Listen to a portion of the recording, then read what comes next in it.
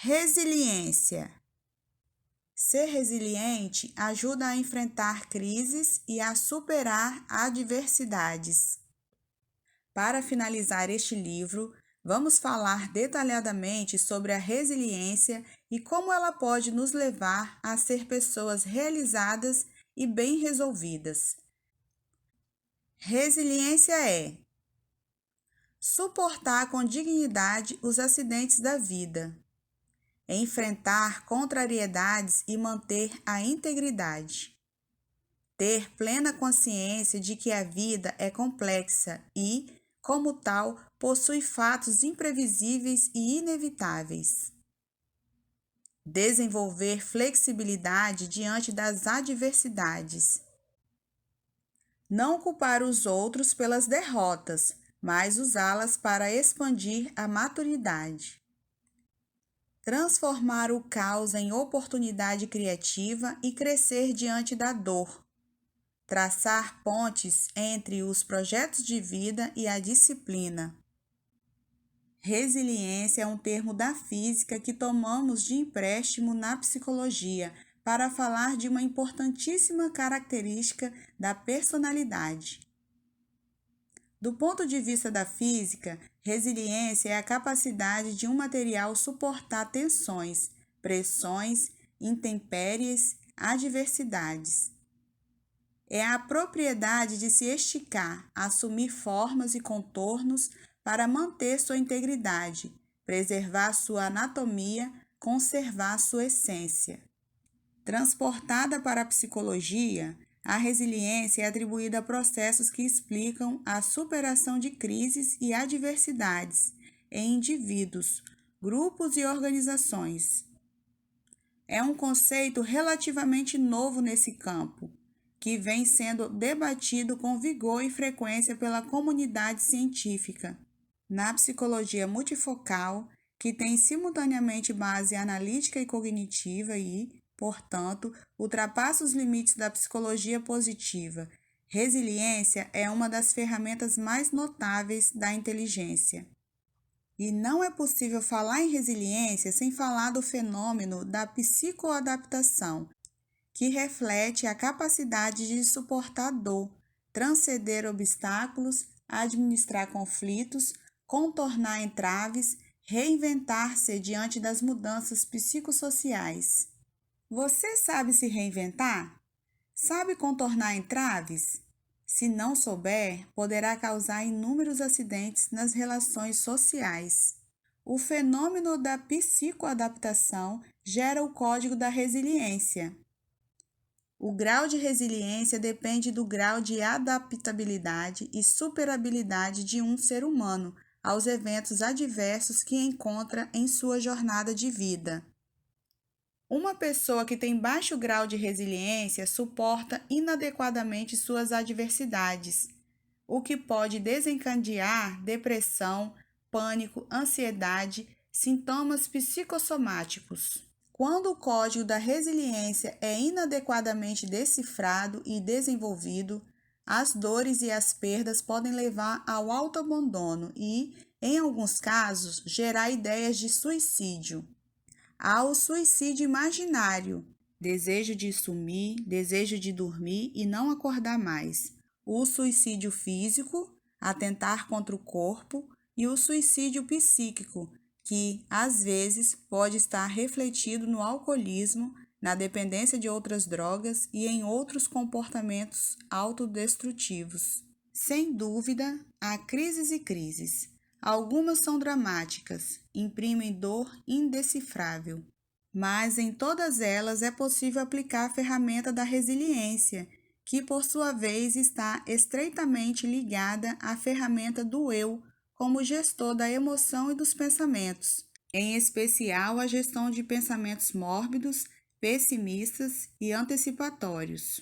Um choque de gestão no intelecto capaz de esfacelar o pessimismo e irrigar de esperança os horizontes da vida.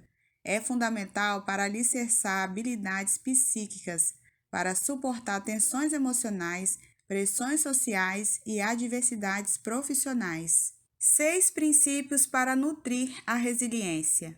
Primeiro, Ninguém é digno do pódio se não usar os fracassos para alcançá-lo. Segundo, ninguém é digno da maturidade se não usar suas incoerências para produzi-la. Terceiro, ninguém é digno da saúde psíquica se não usar suas crises, fobias, humor depressivo para destilá-la. Quarto, ninguém é digno da liberdade se não considerá-la inviolável.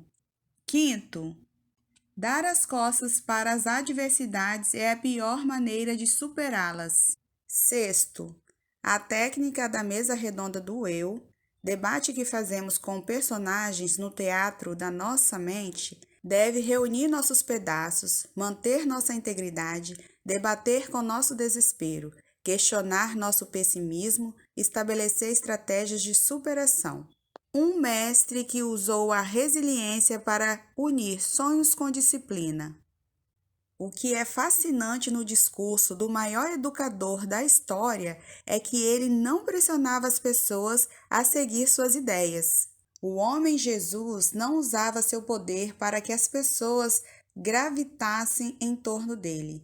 Quando as ajudava, era de esperar que usasse sua influência para transformá-las em seguidoras. Mas ele sempre dizia: não contem para ninguém o que fiz. Ele sonhava em ter alunos livres e não discípulos com fé cega. São quase incompreensíveis sua maturidade e sua gentileza. Sua ética era uma poesia que exalava como perfume. Diferentemente da maioria de nós, o que ele fazia com uma mão não alardeava com a outra. Ao contrário de muitos políticos da atualidade que amam proclamar seus feitos na mídia, o mestre dos mestres pedia o silêncio, amava o anonimato, fazia das pequenas coisas um show para a sua emoção. Seu sonho era fazer muito do pouco, comprar o que o dinheiro não podia pagar. Ele sabia que o dinheiro compra a cama, mas não o descanso. Compra os bajuladores, mas não os amigos. Compra aplausos, mas não a alegria. Sabia que, para sobreviver na sociedade estressante, não bastava ter cultura, ética, viver um manual de boa conduta. Era necessário desenvolver a resiliência. Tornou-se um fenômeno social sem precedentes, pois era impossível ocultar alguém com sua inteligência, atitudes e oratória. Mas preferia ser discreto. Ele amava o perfume das flores e, como era resiliente, não ficava na teoria. Tinha coragem de sujar as mãos para cultivá-las. Lembre-se da última ceia. Jesus não deveria ter ânimo para ensinar nada, só para se decepcionar com seus discípulos e se preocupar com o terror noturno que atravessaria. Mas, para espanto da psicologia e da educação, ele gerenciou seu estresse, abriu o leque da sua mente e teve a habilidade de dar lições inesquecíveis aos seus alunos. Ele não se curvou diante da decepção, frustração, negação, traição. Por ser resiliente, jamais abandonou o sonho espetacular de transformar seres humanos toscos e rudes em poetas da solidariedade e da tolerância. Ele pegou uma toalha e uma bacia de água e abaixou-se aos pés daqueles jovens que o frustravam intensamente. Nunca ninguém tão grande se fez tão pequeno para tornar os pequenos grandes. Que estratégia incrível para formar pensadores! Que escolhas inusitadas! Ele estava no auge da fama, mas fez grandes escolhas. Queria conquistar o solo árido do psiquismo dos seus discípulos, dar-lhes lições fundamentais. Mas sofreu perdas importantes por causa dessas escolhas. Ele gritou sem palavras que, se quisessem segui-lo, teriam de dar tudo o que tinham aos que pouco tinham. Ele treinou seus discípulos a sonhar com disciplina, pois sabia que não há céus sem tempestades. O maior formador de líderes da história preferiu se sentar nos últimos lugares, num espaço sem honra, para ver seus alunos brilharem no palco. Viver é um contrato de riscos. Antes de ser publicado em dezenas de países e ter textos usados como referência em teses de pós-graduação, tive de encarar minha estupidez, reconhecer minha ignorância, lidar com rejeições e descréditos, enfrentar minhas derrotas. Sem resiliência, não teria sobrevivido. Como vimos, era desconcentrado, alienado, sem projeto de vida. Um péssimo aluno. Tive de me reinventar. Montanhas e vales, invernos e primaveras se sucedem. A humilhação de hoje pode se converter em glória amanhã, e a glória de hoje pode se converter num cálido anonimato. Estamos preparados? Você está? Nada é extremamente seguro na existência humana.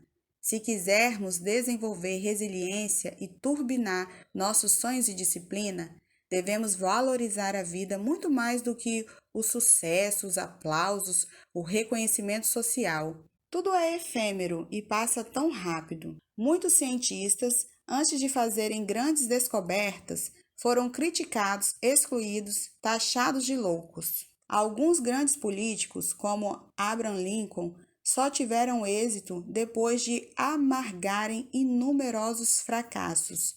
Alguns grandes empresários só atingiram o apogeu depois de visitarem os vales da falência, da escassez e do vexame público. Quem quer o brilho do sol tem que adquirir habilidade para superar as tempestades, pois não há céu sem intempéries. Quem sonha com a felicidade inteligente e saudável tem de ser resiliente para atravessar o breu da soturna noite. Não há milagres. A vida é um grande contrato de riscos, saturado de aventuras e de imprevisibilidades. A única certeza é que não há certeza. O drama e o lírico, exemplo de líderes resilientes. De todos os materiais, a água é o mais resiliente. Sobe até os céus, desce como gotas de lágrimas, percorre corredeiras, despenca em forma de cachoeiras, cabe orgulhosamente no oceano ou humildemente na circunferência dos olhos. Não resiste aos obstáculos, contorna-os sem reclamar. Deveríamos ser metaforicamente como a água. Caímos, nos levantamos. Somos pisados, contornamos. Somos excluídos, evaporamos. Vamos para outros ares. Mas por não treinarmos o eu para lidar com as dores e perdas da existência, somos escravos das janelas killer. Andamos em círculos, pensando em nossas mazelas, gravitando na órbita das ofensas, crises, dificuldades. Gastamos enorme quantidade de energia desnecessariamente. Somos frequentemente não como a água, mas como o vidro, forte, duro e rígido. Entretanto, incapaz de suportar um trauma que o estilhaça. Você é como a água ou como o vidro? Quem desenvolve resiliência adocica a vida, mesmo que ela tenha sido amarga. Torna-se generoso, mesmo que tenha sido excluído. Contempla o belo, ainda que não tenha tido motivos para ser feliz. Julga menos e se entrega mais. Giordano Bruno, filósofo italiano, andou errante por muitos países, procurando uma universidade para expor suas ideias. Foi banido, excluído, taxado de louco, mas não desistiu de seu projeto de vida. Sem ninguém para ouvi-lo, procurava em seu próprio mundo aconchego para superar a solidão. Experimentou diversos tipos de perseguição, que culminaram na sua morte. Baruch Spinoza, um dos pais da filosofia moderna, foi banido da comunidade pela convulsão causada por suas ideias. Chegaram a amaldiçoá-lo com palavras insuportáveis de ouvir. O dócil pensador teve de aprender a desenvolver resiliência no mais duro inverno da discriminação. Immanuel Kant foi tratado como um cão pelo incômodo que suas ideias causavam aos radicais de seu tempo. Voltaire também passou por drásticas rejeições, pressões sociais e inumeráveis riscos. Sem resiliência, seus sonhos teriam se divorciado da disciplina. Alguns têm fortunas, mas mendigam o pão da alegria. Têm cultura, mas falta-lhes o pão da tranquilidade. Têm fama, mas vivem sós, sem ter sequer um ombro para chorar. São eloquentes, mas se calam sobre si mesmos. Moram em residências confortáveis, mas nunca encontraram o mais importante endereço, dentro de si mesmos. Erram o alvo. E você, o que faz? No livro Petrus Logos, trato de uma aventura sobre o futuro da humanidade, em que o jovem príncipe Petrus é humilhado, preso, considerado louco por amar a justiça e desprezar o poder de seu pai, o poderoso rei Apolo. Sua dor nutria sua força. Ele não usou uma varinha mágica como Harry Potter para superar suas crises. Ele usou sua inteligência. Foi resiliente.